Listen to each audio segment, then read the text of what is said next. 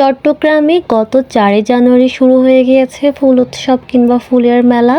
যা চট্টগ্রামের ডিসি পার্কে অনুষ্ঠিত হচ্ছে। এই মেলা চলবে মাসব্যাপী অর্থাৎ ৪ ফেব্রুয়ারি পর্যন্ত। সেই সুবাদে আমরা সুযোগটা মিস না করে কাজে লাগিয়ে চলে গেলাম ডিসি পার্কে এবং ডিসি পার্কের ভিডিও আপনাদের সাথে আমি অলমোস্ট একটা রিলসে শেয়ার করেছি।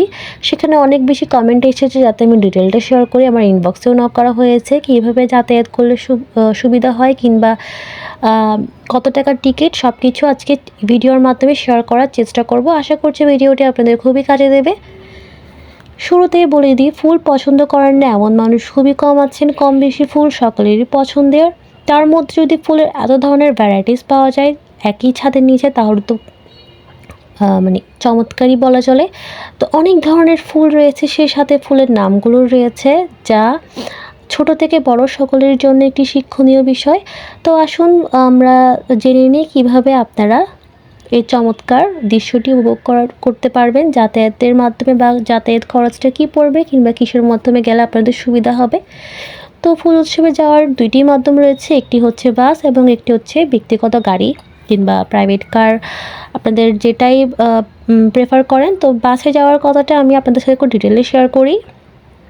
বাসে আপনারা যাওয়ার জন্য প্রতি শুক্রবারই 2:45 থেকে 50-এর মধ্যেই নিউ মার্কেটের মোড় থেকে পর্যটন বাস কিংবা ছাদকোলা বাস আছে, ওখানের মধ্যে আপনারা পার পার্সন 70 টাকা করে যেতে পারবেন এবং আসার সময় আপনারা বাসটা আবার সি বিচ ঘুরে সন্ধ্যার টাইমে ব্যাক করে আপনারা বাস কন্ট্রাক্টরের নাম্বার নিয়ে রাখলে যোগাযোগ করলে আসার সময় ওদের সাথে কন্ট্যাক্ট করে চলে আসতে পারবেন।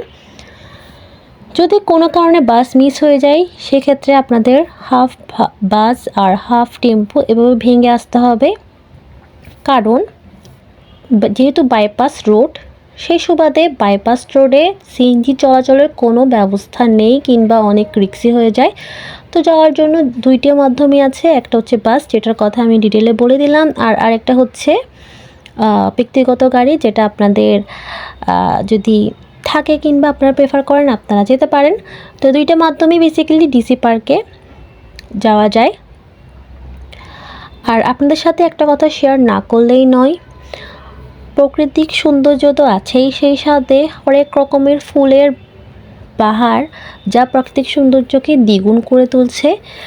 এবং একই আপনারা চেষ্টা করবেন ফুল উৎসবে যেতে হলে অবশ্যই বিকালের মধ্যে যাওয়ার জন্য, কারণ সন্ধ্যার পর অবশ্যই অন্ধকার হয়ে যায়। লাইট থাকে যদিও, কিন্তু প্রকৃতির এই সৌন্দর্যটা আমি মনে করি দিনের বেলায় উপভোগ করা সম্ভব, যা রাতে সম্ভব নয় কিংবা সন্ধ্যায় সম্ভব নয়। আর টিকিট ভাড়া হচ্ছে পার পার্সন 50 টাকা করে। এখানে আপনাদের বিনোদনের জন্য জেলা প্রশাসন থেকে আপনাদের সাংস্কৃতিক অনুষ্ঠানের আয়োজনও করা হয়েছিল। তো পার পার্সন 50 টাকা করে টিকিট, সেই সাথে আপনারা পাচ্ছেন খাওয়ার স্টল যেটার মধ্যে খাবারগুলো আপনাদের পছন্দের যা কিছু আছে আপনারা খেতে পারেন, কিন্তু হয়তো বা হাইলি কস্ট পড়বে। তো আমি রিকমেন্ড করবো আপনারা ভেতর থেকে না খেয়ে বাইরে থেকে কিছু খাওয়ার জন্য অবশ্যই ইচ্ছে করলে ভেতর থেকে খেতে পারেন, কিন্তু আমরা ওখানে খাবার ট্রাই করিনি।